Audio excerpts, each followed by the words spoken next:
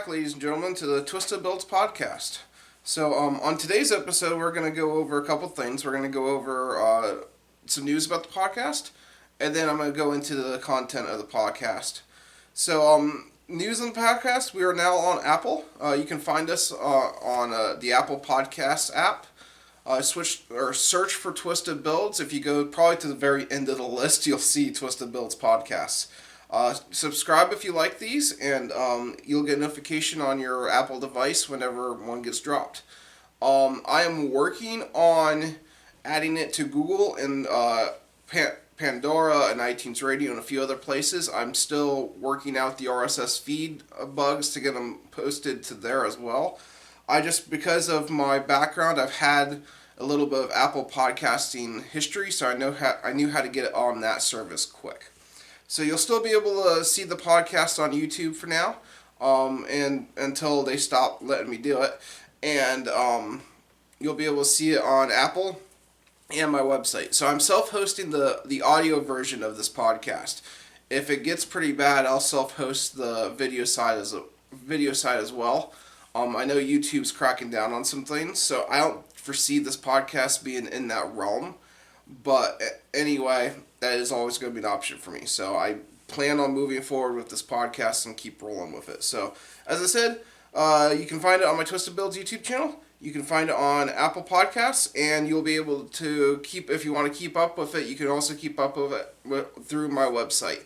I do plan on starting up, probably the next couple of weeks to a month, starting up an email subscription, so that way if you want to listen to it straight from my website, you can subscribe by email, and it will automatically send out an email whenever I upload a podcast.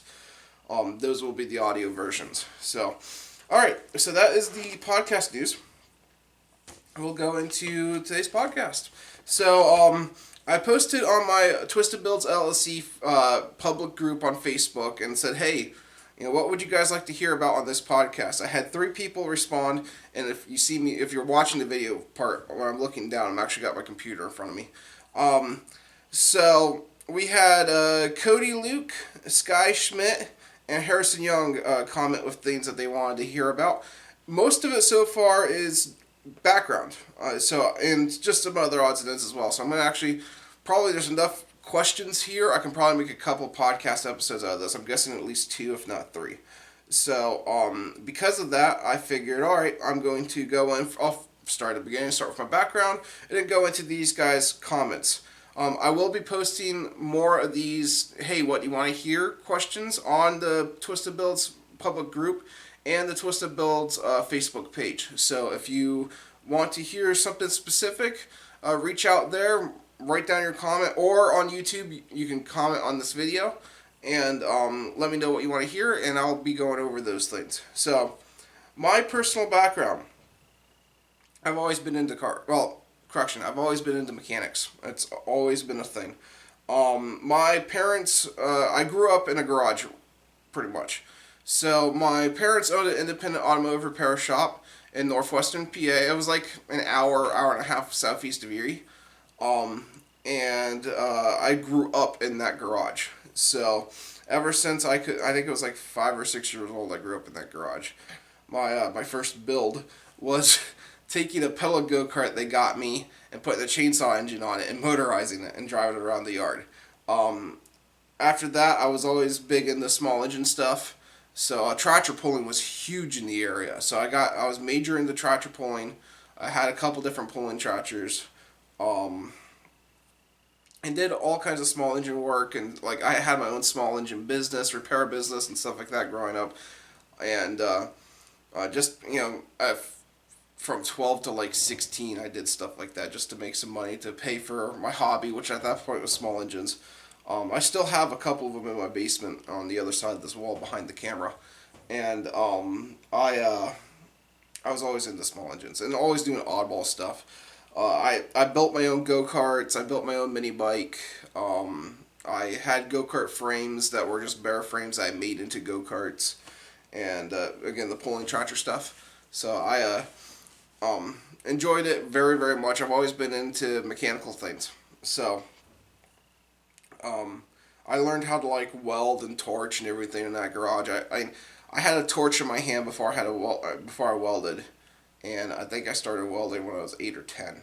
So yeah, my dad taught me how to cut and weld properly and everything like that, and a lot of it's just been just doing it. So I'm not by no means no professional. I've met professional welders out there that are unbelievable at what they do. I'm not a professional by any which way, shape, or form, but everything I've always welded for structural integrity is never broken. So I've always been good there. But anything that's unbelievable, like safety issue related, probably like roll cages and whatnot, I'm gonna have a professional welder weld those. But even like the rear axle stuff underneath the Firebird, I welded all that on my own, and it's all held up to, well, if you use the track a mile an hour calculator, that car is making 700 horse to the tire, or was, I guess. So anyway, so yeah, so stuff like that doesn't bother me. Roll cage stuff, because it's gonna be a major safety issue, I'll probably have some else weld. Getting back on subject, background, and you'll know once you guys listen to me a lot, you'll know I'll be like on a subject for a little bit and then just squirrel in left field with a certain thing. So I do apologize about that. I'm sure it'll get better, but hey, it makes for great content for audio and video podcasting. So back on subject, my personal background. So yes, I started out in my parents' garage doing small engine work once, and big into small engine stuff. Once I got of age, 15-ish, my parents got me my first truck. So, and I'll preface this, I've never been made of money. My parents have never been made of money.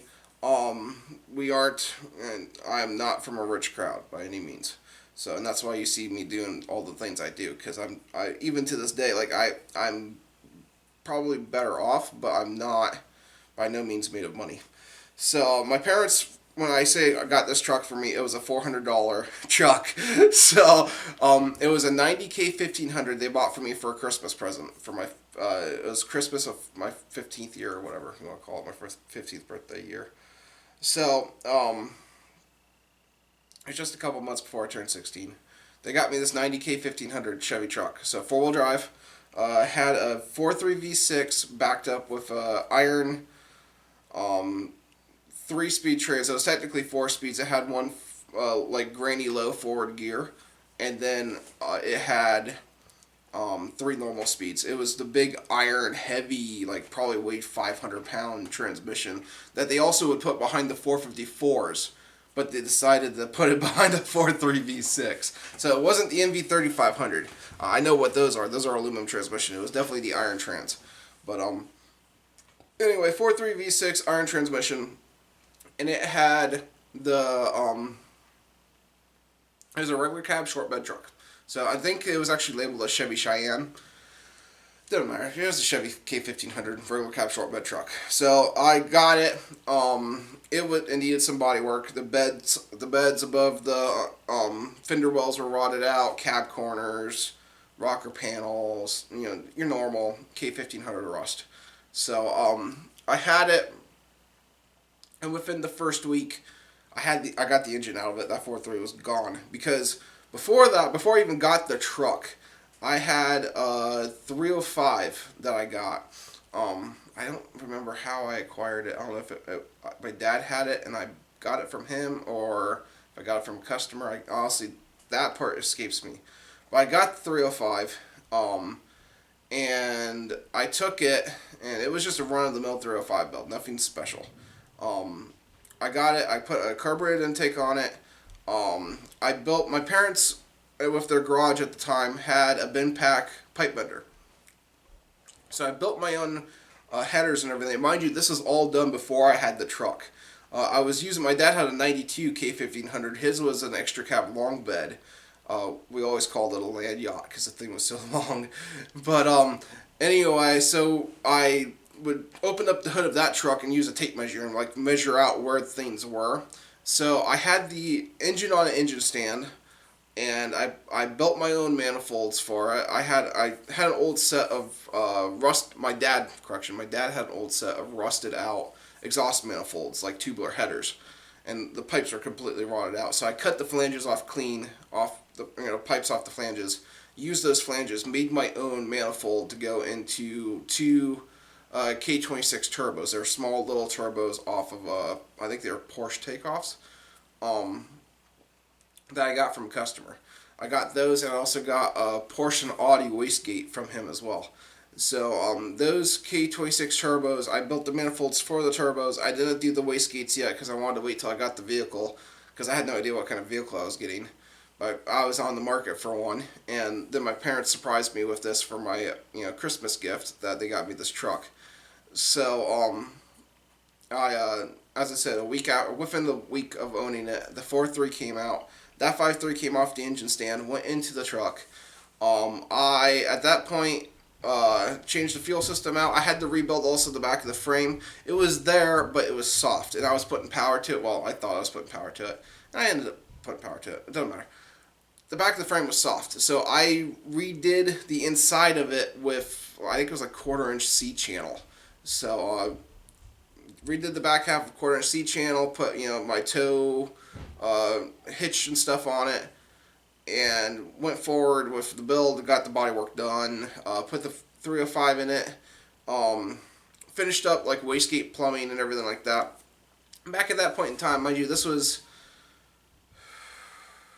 2008, 2000, somewhere around that range. I should have probably looked it up before I did this podcast. I apologize. But anyway, sometime around 2008 is when I was doing this, and the turbo forums are still a big deal at that time. So that's an online forum. Online forums now are dead, but some of you guys watching this may remember that. I was a huge member on the turbo forums. My user handle on that was Bowtie Guy. I don't know if any of you guys have seen it or not, but that was me. I read through a lot of the carb stuff, and like for instance their turbocharging stuff, and figured out how to turbocharge from there. And at that point I was huge into carburetors. I wasn't into EFI because again I wasn't made of money. That was back when the biggest thing you could get that was still cheap was a Megasquirt 2. Megasquirt 3 wasn't even a thought at that point in time. Megasquirt 2 was a thing. I think it was actually version 2.0. So they don't have version like 3.57 that they do now, or more. I don't know how far they've gone. But anyway, so I wasn't made of money. I couldn't afford the EFI stuff at that point in time.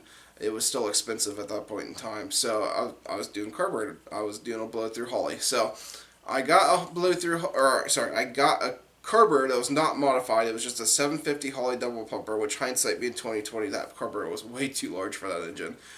But I got that carburetor from a junkyard, tore it all apart. The Hainer 18 mods that what used to be posted on the turbo forums, I don't know if they're still there or not. I don't even know if the website's still available. But those were the mods that taught me how to modify a Holley carburetor for blow-through operation. So I went through, and then I worked off of those too. Once I got an understanding of what was going on, I would spend hours, read everything I could find online about a Holley carburetor and how like blow-through affects it, and how the carburetor works, and how to tune the carburetor, and things you can do to the carburetor, and came up with some like. I went through and drilled out the high-speed air bleeds, the low-speed air bleeds, the immersion tube holes in the metering blocks. I went through and drilled out the power valve channel restrictions, all out and tapped them for 1032 brass set screws. If you're into blow-through stuff still, that is the best thing you're going to do. Drill every blessed passage out you can find. Get on Fastenal or McMaster-Carr. Find the very short 1032 brass set screws. They gotta be brass. Drill and tap all the holes out for that. Put those set screws in, and then get an index drill bit set. That's index for the thousandths of an inch. And that way you can drill your own, like get a whole set of 1032 brass set screws, and then you can drill your own like ports. So I would take measurements of all the factory stuff, and I went bigger with the power valve channel restrictions because it's blow through. I blocked off the high speed air bleeds because that allowed more signal on the booster to pull more fuel.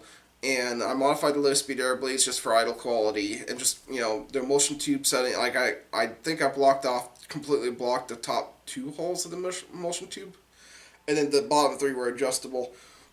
Excuse me. And I modified every little passage in the metering block and the carburetor, If you hear my son, he's upstairs with my wife, so just be forewarned if you hear that in the background, that's what's going on. But anyway, so back on subject. So I learned all that stuff off Hainer 18, and then, compounded my information just Googling stuff and everything else like that. And modified that carburetor. Built that carburetor. 14.7.com was just a thing. He just started up. Jaw, just another wideband controller, was his latest and greatest one at that time.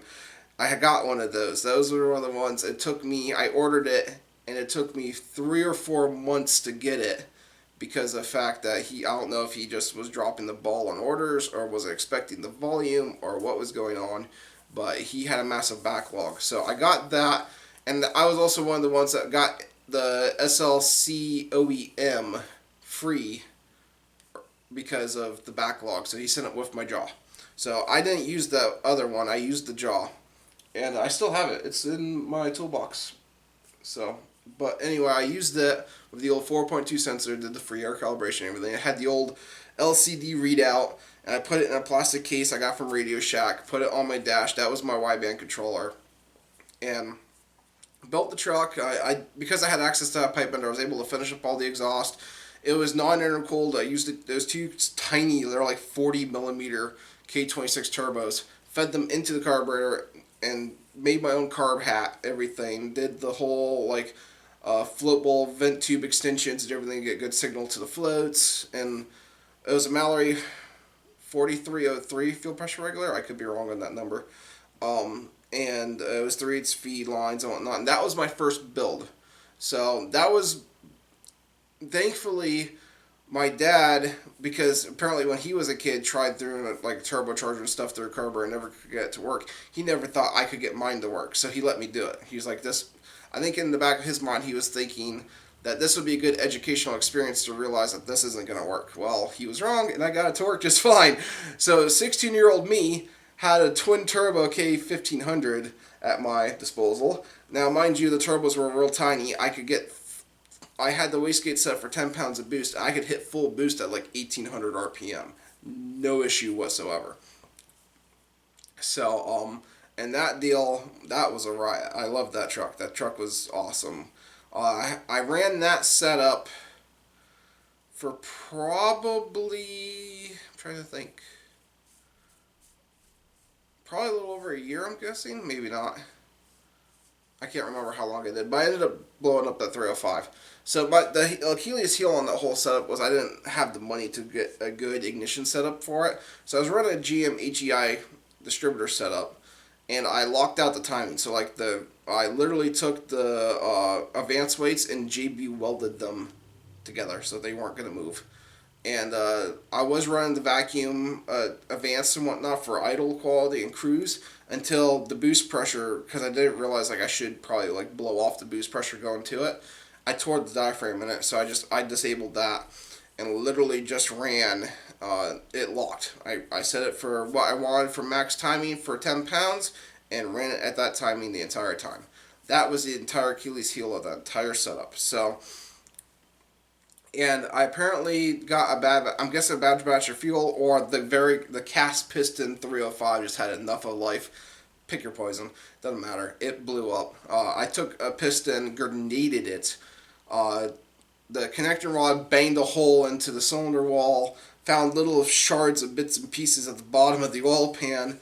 It was done. It was just a goner. So that was a learning experience. After that, my neighbor had a Corvette that he just took a 350 out of and got a Summit 383 long block that he threw in there. So I bought his old 350 from him. It only had 80-some thousand miles. So I figured it was going to be a perfect little engine. It was oil panned the cylinder heads. So he kept his intake and everything, which was fine. I was going to carburet anyway. The Corvette it came out of was fuel injected. So I think it was this Crossfire fuel injection. I can't remember for sure. But I got that engine from him, tossed it back in, and drove that truck for a while. Ended up buying a Mustang, a Fox body Mustang, from one of my best friends. And I had that car for a while because the truck got terrible fuel mileage. I wonder why. So the truck got terrible fuel mileage. I was in high school. I was driving all over, God's green earth, just being a kid, being 16, 17-year-old kid at that point. And I got a Mustang. So I drove the Mustang. It was a 4-cylinder 5-speed car, nothing special. I had plans for it. I was planning at that time, because again, at that time I think I was 17, young and dumb, didn't know any better. I was fully planning on getting an 8100 Vortec engine and shoving it in that Mustang. Um, and I didn't realize the aftermarket support wasn't there. I didn't realize that engine wasn't the same as the old 450, like the Gen 6 454. I didn't know. So, and it never did happen. So, a week before, yeah, a week before correction, I had a certain date I called my insurance company for and set it up for at that date the car's getting parked for winter.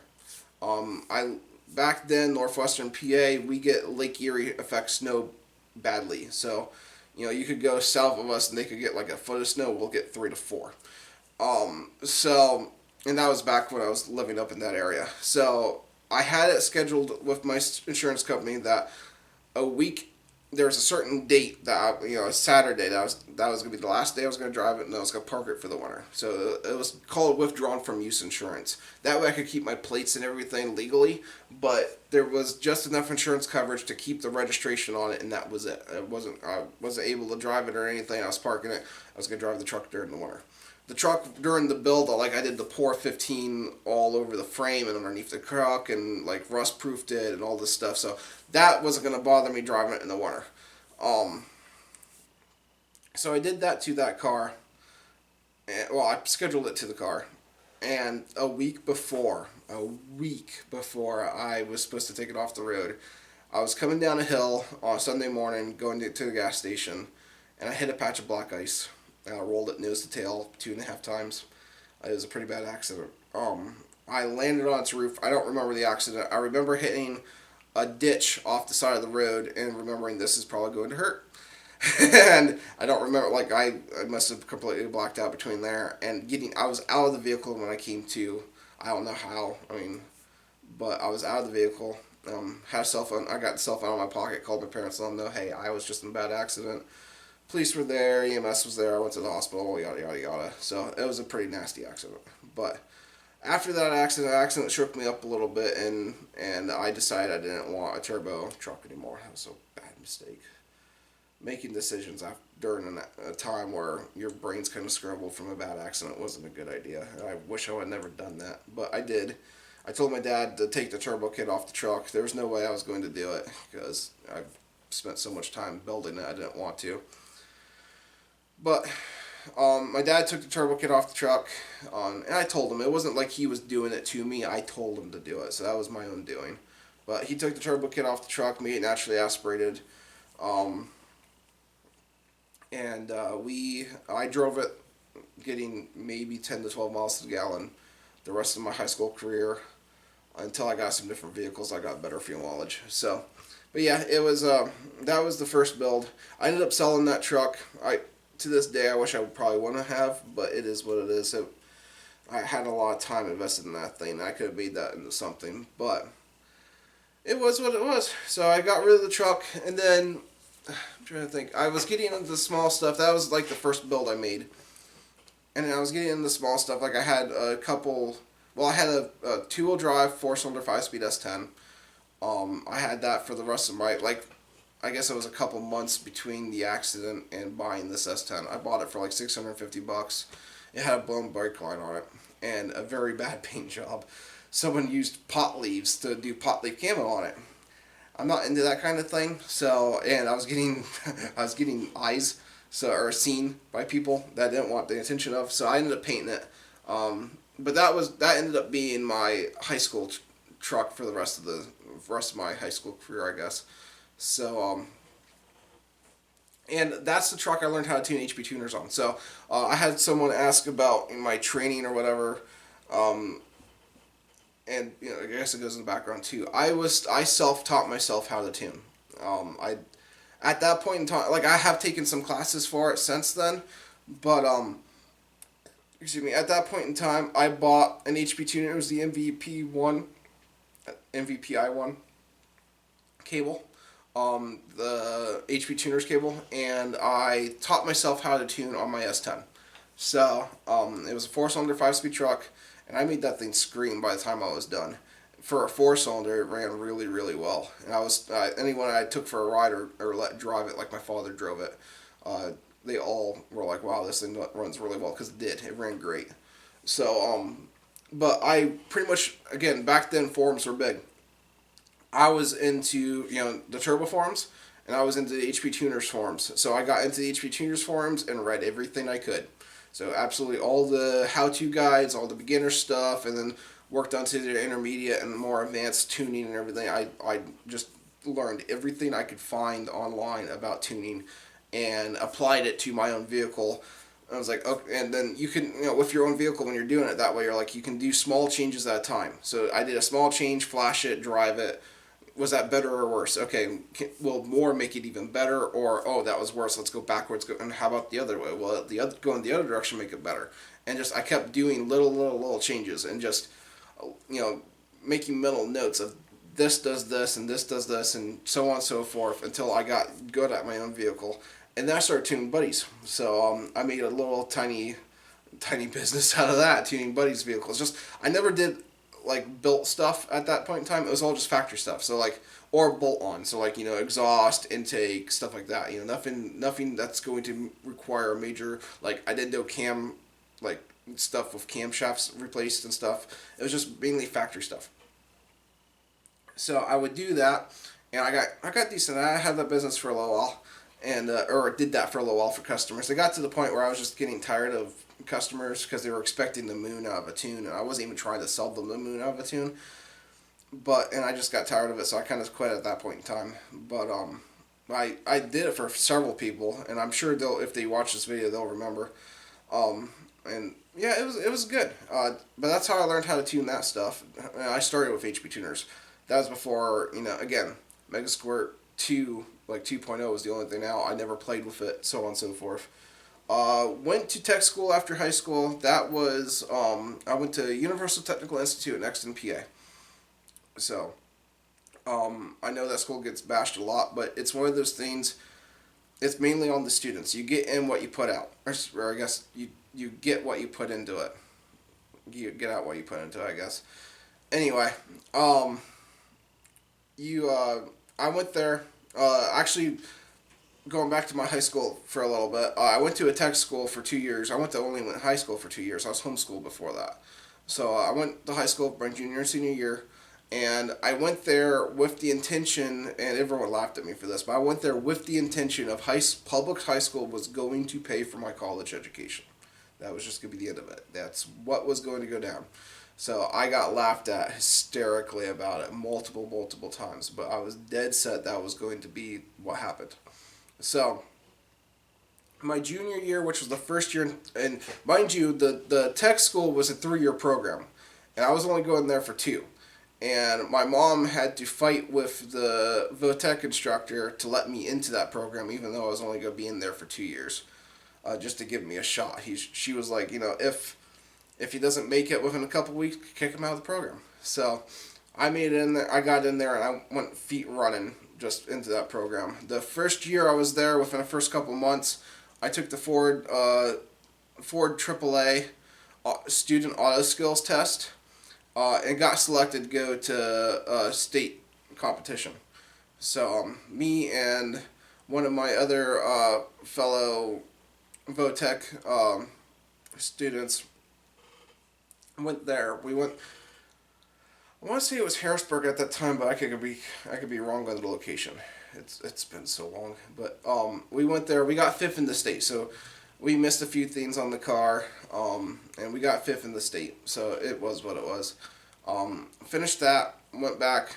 My senior year, I talked to my tech instructor and a couple other things. They're like, "Is there anything else I can do?" And they're like, Skills USA has an automotive. Skills USA is a huge organization for technical and vo-tech students. They do everything from culinary to electrical, like house electrical, to robotic design, and they do automotive, collision technology, stuff like that. At that point in time, now I don't know if it's changed any since 2011, but at that point in time, the like automotive service technology part of it was the biggest part of Skills USA. There was literally no other competition that was as physically big as it. I would say Colton Area was probably the second. Um, so I tried Skills USA. I was like, you know what, let's try this out. I went to districts. I was first in my district. They sent me to states in Hershey, PA.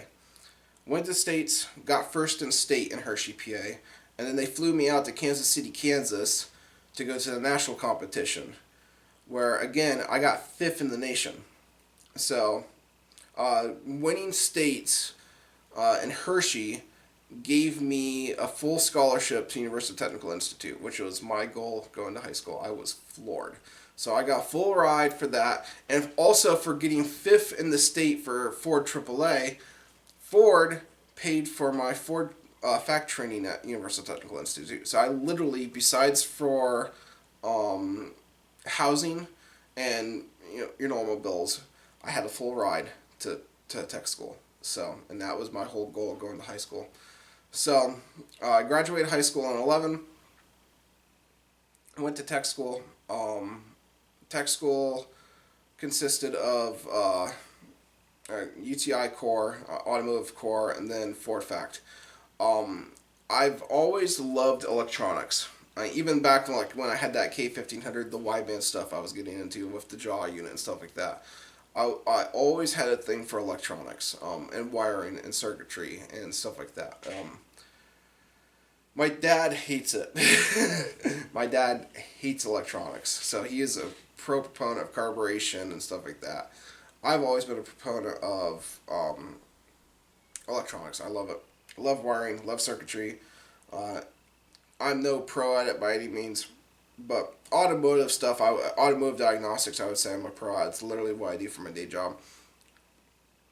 But the circuitry stuff, this guy asked, did you go for school for electrical design or were you self-taught?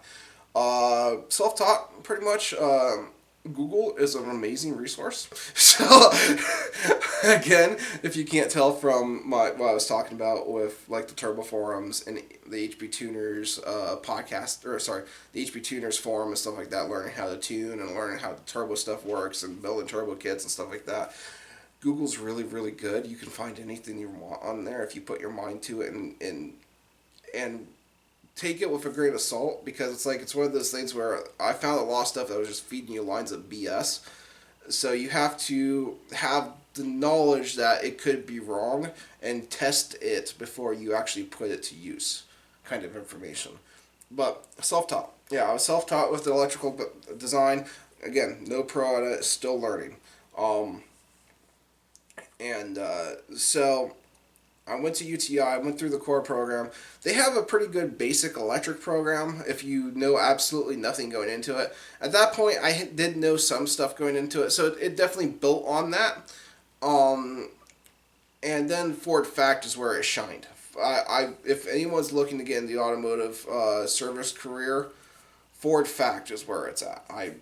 Sorry, I don't care about the asset program or anything else. I've seen some asset students, which again, it's one of those things. I'm sure it's the same as like the UTI. It's the student. It's you get out what you put into the program. So, but I've seen a lot of kids that I just yeah. Well, we won't go into that. Anyway, Ford Fact is where it's at. You want to talk about electrical diagnostic training and circuitry, like automotive wiring harness stuff and, all that kind of thing, that is where I learned it. So that was a phenomenal course. I would recommend it to absolutely anyone. I had a phenomenal instructors. One in particular was Stoss. Hopefully he doesn't get mad for me saying his name on my podcast, but he was phenomenal with training me with stuff like that and getting me up to speed with modern automotive electronic theory. And I had a few other facts instructors as well, but he was the one I had for most of it. Absolutely, highly recommend if anyone gets into the automotive service. Fact is where it's at. So, but that was where that training came into. And so, I've had tech school training And then after tech school, I've got, well, during tech school and after tech school, started working for Ford because I was where my Ford training. I was trained at UTI and Ford Fact. Ford Fact is Ford training, so I had credentials, and I started at Matthews Pioli Ford. Worked there while that was in Pioli, PA. Worked there while I was in tech school. Left there to go back to my hometown. Worked at Midtown Motors Ford for a couple years. Left there. During the time at Midtown Motors Ford, actually, really during the time at Matthews Pioli Ford, I met my now wife, and we once we got married, she lived with me up there for about a year. I was at Midtown for roughly 2 years. Left there, did the independent shop deal for a couple of years, and then I'm back at Ford currently. So, that was my son yelling. I don't know if you heard that or not. So anyway, yeah. So I'm by day I'm an automotive Ford technician. So I'm 98% credentialed. There's still two more credentials I gotta go after, and I can go after my master's. So but I do mainly I specialize in the heavy line stuff. I don't do diesel, even though I was diesel certified out of the FACT program. I try to stay away from diesel. I have all the utmost respect for guys who do diesel. It's just not my thing. So I do gas stuff. I do gas engine performance, gas engine repair, electrical diagnostic and repair, and drivability concerns and stuff like that. So, do a bunch of the heavy line stuff. There was I was going through a pile of 1.5 liter engine short block overhauls for the longest time. It seems like I'm caught up right now. But anyway, so yeah, I do automotive service as my day job. I'm a technician. By night, I run Twisted Belts, and you guys know about that. So that's pretty much, I guess, my background. So everything that I've learned that wasn't within high school Votech or University Technical Institute, between that and the Ford Fact program, or the Ford training I've received since then, because I've gone to Ford training since then, it's pretty much been self-taught. So again, my father hated electronics. Growing up, I saw the industry was not going away from electronics by any means. It was only going to get more entailed and more in-depth. So I wanted to get on that train. And I saw a lot of people that, like, wrenching wise, even like the small jobs I had before I went into the dealership career, people that hated electronics normally would have to pass the work off to someone that could do electronics. I wanted to be the guy that could do the electronics and do it very, very well. Do electrical diag, and because it seemed like those guys could write their own paychecks for the most part. The guys that could figure out electronic and do it correctly and do proper diagnostics seemed like those are the guys that are making money. And that's what I wanted to be. Not to mention that, but I wanted to be able to figure out how to build my own electronics, because I'm in the same boat a lot of other guys are in, where I'm not made of money. And some of the electronic stuff that people now, like, I've gotten an idea of how much stuff costs since doing it, but I used to view things as, oh my word, that's outrageously priced for electronic, gadgets and things and stuff for your vehicle. I just thought it was crazy. So I wanted to build my own. And so I guess I can go in the background a little bit of Twisted Builds. So Twisted Builds started, I was getting into, I was, where I'm at now in Central PA, I was working, I can't remember where I was working. I think I was working at the independent dealer at the time. And I wanted to start something up that, just a side business type deal. I wanted to get into automotive electronics. I wanted to get into programming and doing my own. So not just like doing harnesses and stuff, but actually making modules and stuff that did things. So I started with an eBay Arduino Uno starter pack. It was like a $99 little plastic box full of resistors, transistors, the Arduino Uno, and like a starter like instruction kit of things you can do to learn how this works and learn how to code and stuff like that. So I got into that. I got into doing all that stuff, and I was posting stuff online of stuff I was doing with it and other odds and ends. and I had the Firebird. Had the Firebird at the time. The Firebird build got going. I bought the Firebird while I was in tech school, and the original Firebird build was a Megasquirt 2 3.57 assembled unit. That was all you could get. MS3 still was not a thing at that point in time. So I got that. I got the relay box and wiring harness for it, and the car originally came with 305 in it. So while I was in tech school in my apartment complex on the gravel parking lot area in the middle of winter in the outer Philadelphia region, I changed my car over from a carburetor. It had a quadribog on it. It was a quadrajet, but I call them quadribogs. It had that on it, so I switched from that to I got a tune port intake off of eBay, mailed to me, and I bought the computer setup, and I decided, okay, I'm going to fuel inject this thing. Never tuned an aftermarket engine management system before, ever. And never did this before for like an EFI swap or anything. So I was like, oh, what the heck, I'm going to do it in the college my college apartment complex parking lot. That's a good idea, right? So I decided I did all that. Got it going. I didn't have it running by the time I moved home. I had it started. I could start it up. It would idle. It'd go into gear, drive onto a trailer. But I didn't trust it to go down the road. So thankfully, I had an awesome friend and my sister come down from my hometown. It was a 6-hour drive one way.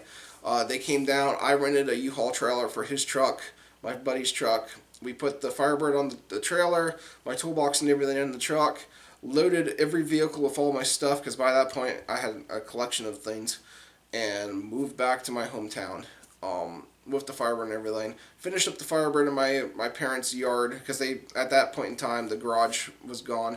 By the time I was in my senior year of high school, my dad has some medical issues and medical disabilities, and they ended up having to sell the garage. So anyway, so I finished up the car in the yard of my parents' house and got the Megasquirt and everything tuned in, got it all figured out, drove that around. Moved, got married, lived up there for a year with my wife. We moved back down to her hometown area, and got into the house I'm in currently, which has a detached 2-car garage. You've seen it on the channel. That is where I built the Firebird. I used the same engine computer I got originally, had to modify it for the LS ignition setup, and got into all of that. And so I had the Firebird. This is where like the whole not made of money thing came in. It was 2 junkyard turbos, different size turbos, mind you.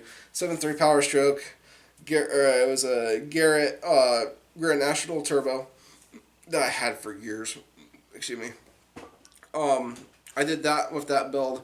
That was the build that I also did the decapped injectors, which I'm thinking that's probably what caught Matt Happel's radar. So I was posted on the sloppy community about my decapped injector research. Now, mind you, I did not come up with the idea. I came up, I was the guy that figured it out for the LS platform. So if you hate the whole decapping injector thing, you can blame me. You're welcome on the LS stuff. So anyway, I started in my basement, literally right across from where this camera's at. Started decapping just junkyard injectors, and I'd flow them. I put pressurized air. Well, I had a reservoir full of fluid, test fluid, and mineral. I think it was mineral spirits, and I would pressurize that vessel, and ran a hose to the injector. Would run 55 pounds of regulated air to it, so it's kind of similar to a fuel pump. And then I'd pulse it with the Arduino and a relay thing. So I was like, okay, so I started doing that, and run it constant and whatnot. The Arduino stuff allowed me to get precision timing, which at that point in time it was precision timing for relay. So yes, it might have been a couple milliseconds off, but for what I was doing at home, it was fine for what I was doing at that point in time. So I was checking out the decapped injector stuff with the Arduino, so all that kind of it all mixes together kind of thing. And I took video of one without with the in stock form, and then I decapped it and took another video showing how much more volume it was.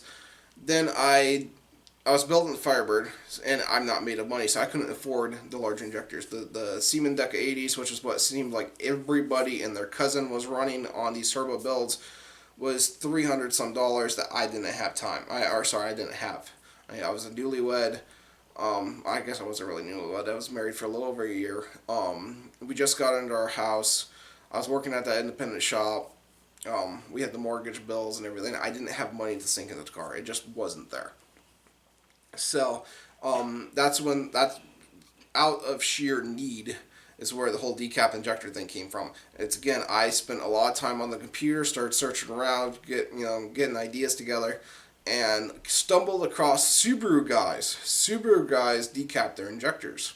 So they're I think side feed injectors on some of the older Subarus, and it's outrageous cost if you want to use a factory setup to get a larger flow injector. So a lot of those guys were decapping theirs and then sending them out for flow testing and making sets out of them. So my idea was, okay, I'm going to flow test one and run it and check plugs.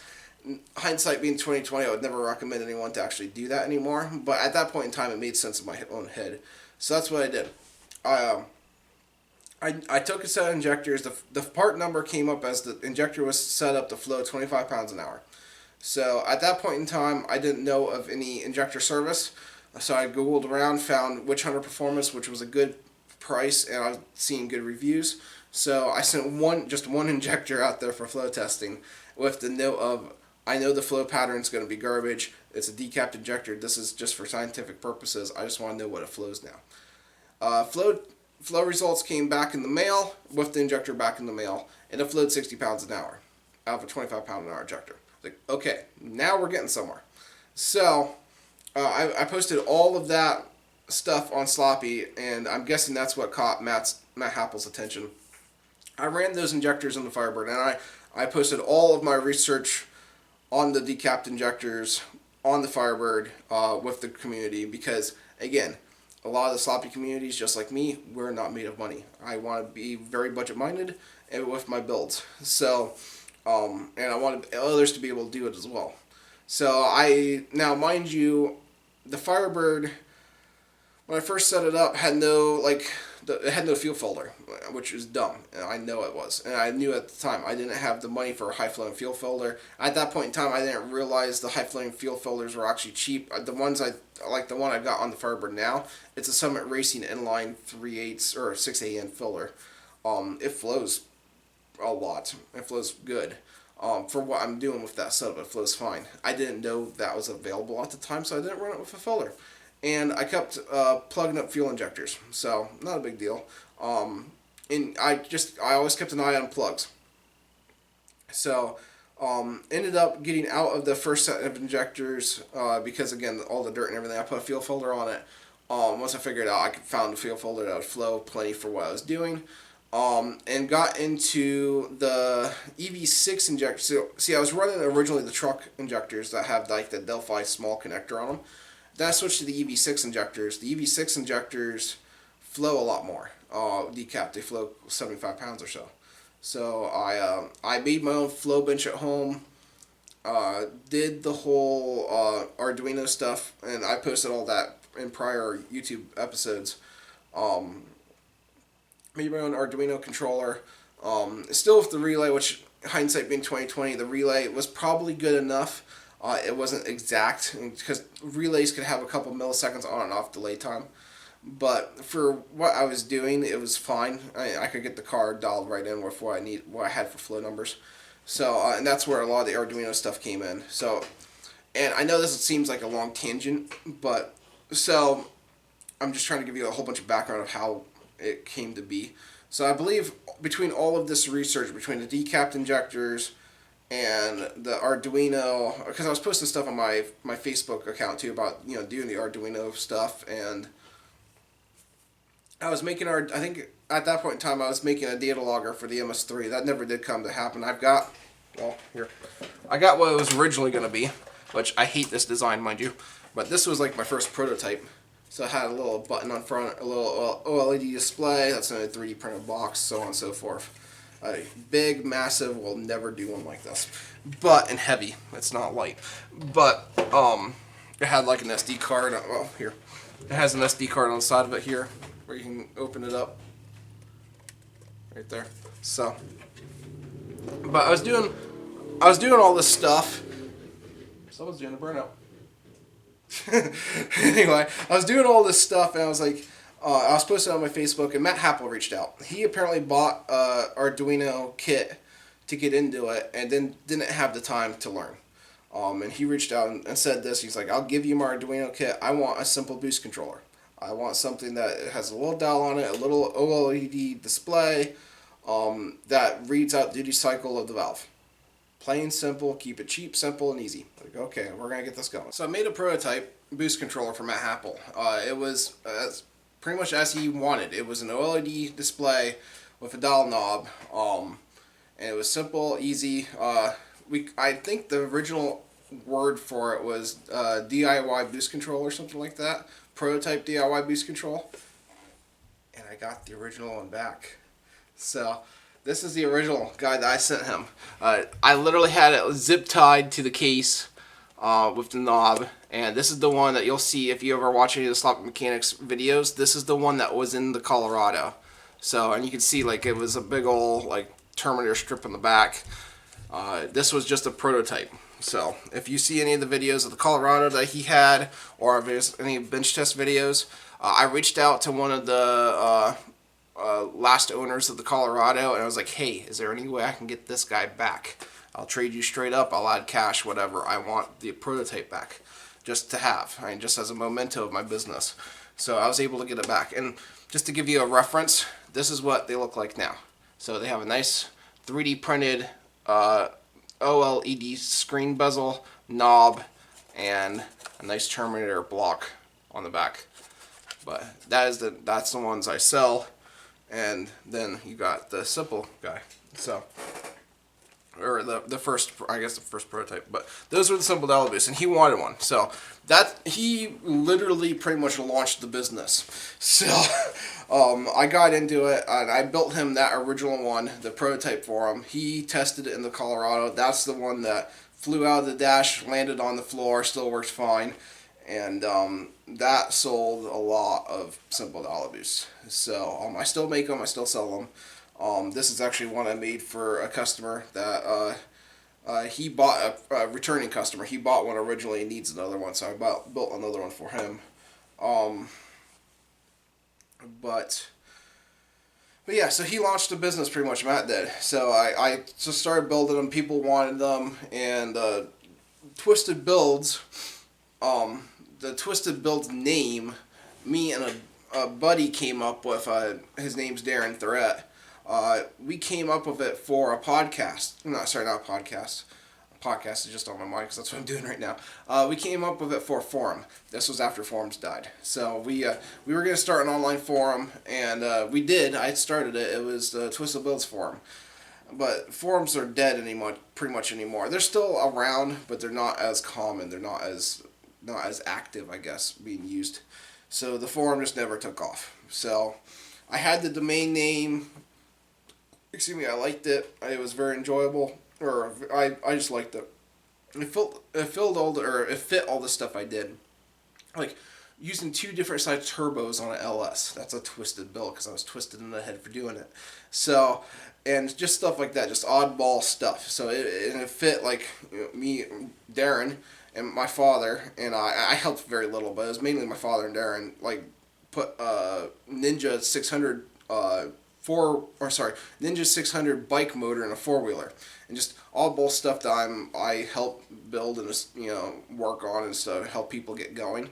We're all kind of twisted in the head for doing it, so Twisted Builds. So that's where that whole came in. I registered it as an LLC, and it launched it. Since starting it, I've gotten 2 other business partners. The first one was Nelson Martin. He is the guy that I'm working with the 3.5 inch dash display. He was the inventor of it. I'm just helping him with some coding, not a ton of coding. He was doing most of the coding, but getting like the PCB platform figured out, the controller, 3D print housing for the screen, stuff like that. Eventually, it's going to get injected molded, as I said in a prior video. But working on stuff like that, and then the latest business partner I brought on was David Smith. He was the one that designed the Spoolie Boy boost controller, which I do have in a box. I have a few of them in a box. Actually, I got to ship one out. I sold one this weekend. He developed and designed the Spoolie Boy boost controller, which is a kick-ass boost controller. It makes this look cheap, which it is cheap. I sell these for $85. The Spoolie Boy kit is like $5.10 on my website, so worth every penny. If you knew how much they went into building them, that's another thing that like I brought up prior. The business, yes, I want to make some money off the business. Don't get me wrong. Anyone who starts a business wants to make some money, but I'm not out to rape anyone or get rich off this. I don't foresee that happening. I am here, Twisted Builds. Pretty much our mission statement is to, and this isn't official, but the mission statement of the business is to bring good quality but cheap automotive electronics to the masses. I mean, that's the whole goal behind the business. I would love one day to be able to quit my full-time job and do it as a full-time gig. I'm not sure if that's going to happen. We'll see. And it's a growing business, but I've got the wideband controllers, which I'm actually going to probably redesign a little bit because that didn't take off as good as I thought it was. I've only sold a few units. The Speeduinos are still a work in progress. There's a lot of call for those. That stuff is still happening. I'm doing my own revision right now, and I'm actually going through another board revision. So, doing that stuff. The Spoolie Boy, which is David Smith's adventure, but I will be probably taking over manufacturing at some point in the near future. The 10.1-inch dash displays, the big old screens for the dashes and stuff, that'll be coming, 7-inch ones as well. The latest one you guys are probably going to see in near future is going to be the CO2 version of this Spoolie Boy boost controller. We've gotten a few beta testers' responses back so far, and it's looking promising. So that's coming, and that's going to be awesome. So, but to give you a very long, probably an hour or something now, background, that is pretty much the background of that and Firebird background. There was enough questions on this. I could probably make a couple podcasts out of it. So I think I'm going to finish up with that for today's podcast there. The next podcast, I'll go into the Firebird a little bit more. S10. So quick and dirty S10 update. The S10 has a passenger side rocker panel, inner rocker panel, floor panel, and cab mount support panel. The cab mount itself is the next thing to go in. And then it's one more little rust hole I got to fix on the cab.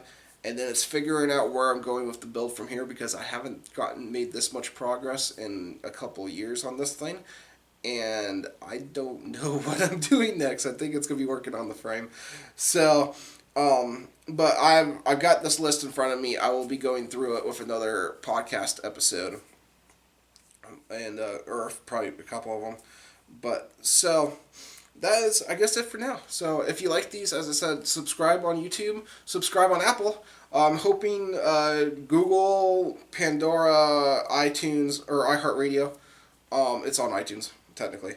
And the others, I'll get going soon. And if it starts getting some traction, I'll work on getting the email subscription stuff figured out as well. But alright guys, so that is it for this episode of the Twisted Builds podcast. Thank you for watching, and have a great day, guys and gals. I'll see you next time. Bye.